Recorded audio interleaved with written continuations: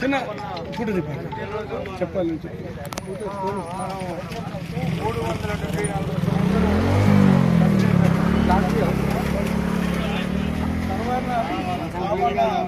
అనే వ్యక్తి మన గౌడ కులంలో పద్మశాలి గీత కార్మికుడు.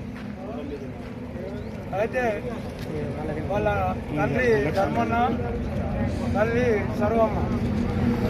మన ధర్మన్న జిల్లా ఒక గ్రామం కిలాసాపూర్ గ్రామంలో జన్మించి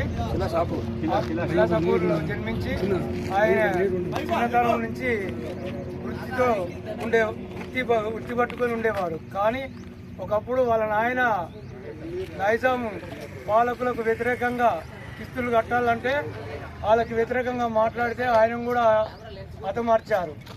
కాబట్టి ఆ రోజు కూడా పాపన్న చిన్నతనం నుండి ఆ వృత్తిలో వండుకుంటూ తండ్రిని చంపిన శౌర్యంతో అక్కడ ఉన్న గ్రామంలో ఉన్న చాకలి, మంగలి, కుమ్మరి అందరినీ బహుజన్ కులాలందరినీ కూడగట్టుకొని కళ్ళు తీసుకుంటూ వాళ్ళకు కళ్ళు పోసుకుంటూ ఒక కుటుంబం లాగా వాళ్ళను పోషించుకుంటూ వాళ్ళకు విద్యలు నేర్పుకుంటూ ఆయన ఆ గ్రామంలో ఆ నైజాం పాలకులు వస్తే వాళ్ళకు వ్యతిరేకంగా మాట్లాడుతూ ఉండేవాడు.